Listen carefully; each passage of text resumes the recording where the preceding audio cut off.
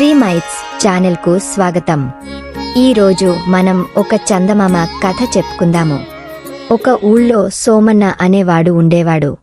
అతను తనకు చేతనైనంతవరకు ఇతరులకు సహాయం చేస్తూ ఆ ఊర్లో మంచి పేరు సంపాదించుకున్నాడు. ఒకసారి సోమన్న 2-3 ఆమడల దూరాన గల తమ దూరపు బంధువులింటికి వెళ్లాడు. అది భోజనాల వేళ. ఇంటాయన భోజనం ముందు కూచుని అబ్బా చచ్చా అనటము, బియ్యలో రాళ్ళేరకుండా పూటపూట వండుతున్నదని తన భార్యను తిట్టటము వాకిటి మెట్లెక్కుతున్న సోమన్న చెవులపడింది. సోమన్నను చూడగానే బంధువులు అతనికి కూడా వడ్డన చేశారు. సోమన్న అన్నం తింటూ ముద్దకు పంటి కిందికి రాయి రావటం చూసి, బియ్యలో ఇన్ని రాళ్లలా వస్తాయమ్మా అని ఇంటావిడను అడిగాడు. ఏం చెప్పను నాయనా, ఈ మెట్ట ఊళ్లలో వరి పండదుగదా, కొట్టు బియ్యమే గతి. వాటినిండా రాళ్ళు ఏరటానికి కనిపించి చావవు, బియ్యం రంగులోనే ఉంటాయి. ఒక్క బియ్యమేమిటి, అన్ని ధాన్యాలలోనూ జీలకర్రలోనూ కూడా రాళ్లే, ఏ రంగు సరుకులో ఆ రంగు రాళ్ళు అన్నది ఇంటావిడ.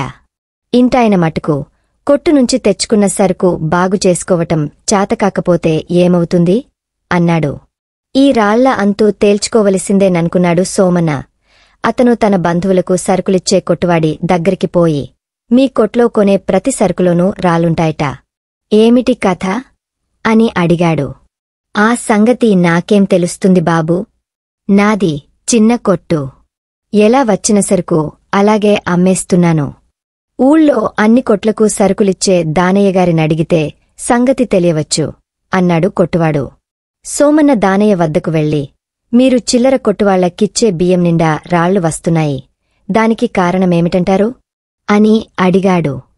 నేనేమైనా పంట పండిస్తున్నానా నాయనా, నేను వరి పండిచే రైతుల వద్ద ధాన్యాన్ని కొంటాను, నీవు చెప్పే రాళ్ల సంగతి వాళ్లకు తెలియవచ్చు అన్నాడు.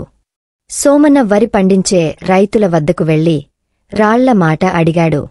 మేమేమన్నా కొండలమీద వరి సాగు చేస్తున్నామా బాబుగారు, మేం తయారు చేసే బియ్యంలో ఎక్కడైనా మట్టిబిడ్డలు వస్తాయేమోగాని రాళ్లెలా వస్తాయండి అన్నారు రైతులు.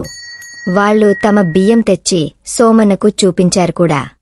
ఒక ముసలి రైతు సోమన్నను రహస్యంగా ఆవతలికి తీసుకుపోయి, దానయ్యగారిని గుట్టుగా పరీక్షిస్తేగాని మీకీ రాళ్ల వైనం అంతు చిక్కదు. ఆ దానయ్యగారు రంగురంగుల రాళ్ళు ఒక గదిలో భద్రం చేసి ఉంచాడు. ప్రతి సరుకులోనూ 100-2 పాళ్లు రాళ్లు కలుపుతూ మంచి లాభాలు రాబట్టుకుంటున్నాడు. ఉత్తుత్త బెదిరింపులకు జంకే రకం కాదు, రాళ్లు కలుపుతూండగా పట్టుకోవాలి అన్నాడు.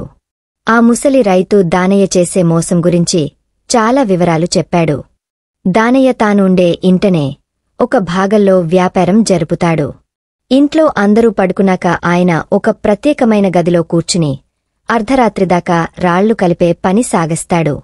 సోమన్న ఆ రాత్రి దానయ్య ఇంటివైపు వెళ్లి ముసలి రైతు చెప్పిన గది కిటికీపైకి ఎక్కి తలుపు సందులకుండా లోపల జరిగేదంతా గమనించాడు. దానయ్య రాళ్లు కొలిచి బస్తా కింత చొప్పున లెక్కగా బియ్యంలో కలుపుతున్నాడు. ఏమండోయ్ దానయ్యగారు, రాళ్లు కలపకండి, జనం చచ్చిపోతారు, కాస్త తలుపు తెరవండి, ఇదేం పని సోమన్న పెద్దగా కేక పెట్టాడు. దానయ్య ఉలిక్కిపడి, ఓరి పిడుగా, దొంగతనానికి వచ్చావా అన్నాడు. దొంగతనానికి వస్తే మిమ్మల్ని పిలుస్తానుటండి, తలుపు తెరవండి, మీతో ఒక ముఖ్యమైన సంగతి మాట్లాడాలని ఉంది అన్నాడు సోమన్న. దానయ్య ఒక క్షణంపాటు తటపటాయించారు. తలుపు తెరవకపోతే బయట ఉన్నవాడు కేకలు పెట్టి ఊరంతా లేపేస్తాడని భయపడి ఆయన తలుపు తెరిచి సోమన్నను చూసి, ఓహేఓ మీరా, ఎవరో అనుకున్నాను, లోపలికి రండి అన్నాడు.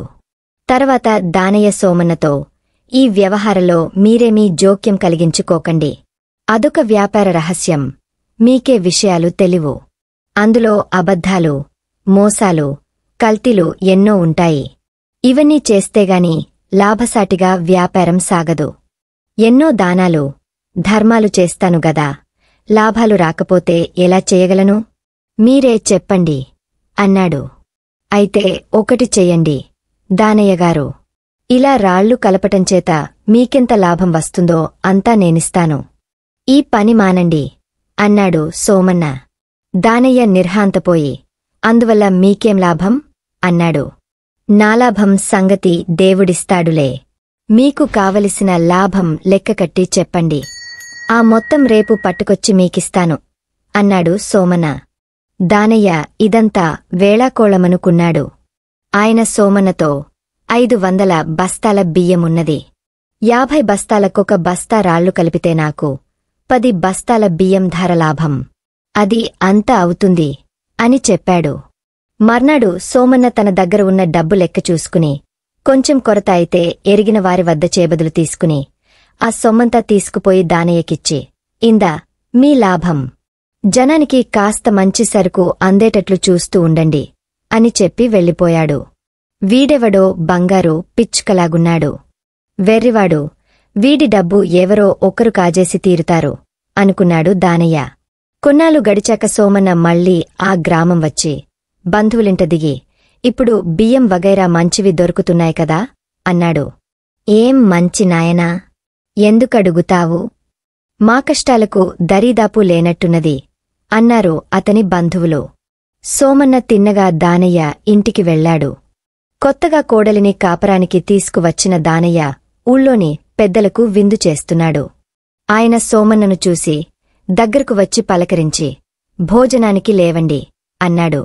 భోజనానికేంగాని మిమ్మల్ని ఒక్క విషయం అడగాలి అంటూ సోమన్న దానయ్యను ఇవతలికి పిలిచి, ఊళ్ళో వాళ్ళు ఇంకా బియ్యంలో రాళ్లు వస్తున్నాయంటున్నారే, ఏం కారణమంటారు అని అడిగాడు. మీరెంత అమాయకులండి. మీ దగ్గర మాటిచ్చాక నేను మళ్ళీ అలాంటి పని చేస్తానా? కాని నేను మూసినంత మాత్రాన ఆ పాడుపని చిల్లర కొట్లవాళ్ళు మానవద్దుటండి. వాళ్లక్కూడా లాభాస ఉంటుందిగదా. వాళ్లందరి చేత కల్తీపని మానిపించటం మన తరం కాదు గదా, బ్రహ్మతరం కూడా కాదు. అందుచేత ఈ గొడవ వదిలేయండి అన్నాడు దానయ్య. అలా అయితే మీరు చిల్లర కొట్లవాళ్లకి సరుకు అమ్మటం మానేసి మీ సరుకంతా నాకే అమ్మండి.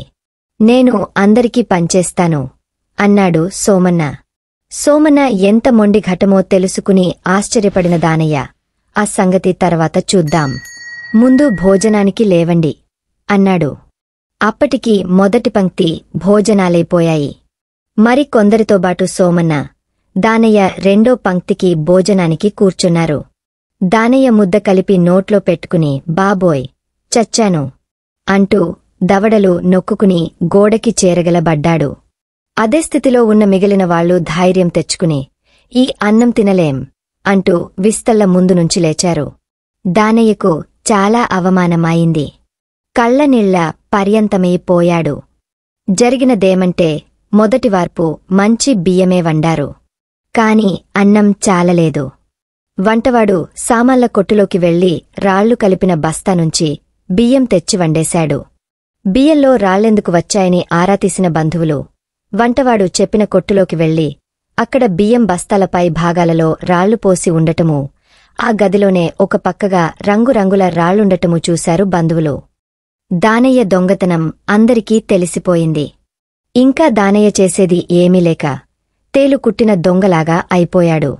కాని సోమన్న దానయ్యతో, దానయ్యగారు, మీరు మోసం చేయనని నాకు ఇచ్చిన మాట నిలబెట్టుకున్నందుకు నాకు చాలా సంతోషంగా ఉంది. ఎందుచేతనంటే మీరు స్వయంగా ఇంట్లో వాడుకుంటున్న బియ్యం లాంటివే ఊళ్ళో అందరికీ అమ్ముతున్నారు అన్నాడు. ఈ మాట దానయ్యకు శూలంలా గుచ్చుకున్నది. సిగ్గుతో తలదించుకుని సోమన్నను లోపలికి తీసుకుపోయి అతనికి డబ్బు సంచి ఇస్తూ, ఇదిగో మీ డబ్బు. మిమ్మల్ని పరీక్షించటానికి తీసుకున్నానుగాని ఈ డబ్బు నాకెందుకండి? ఇంకో 10 రోజులాగిన తరువాత నేను అమ్మే బియ్యం ఎలాంటివో విచారించండి.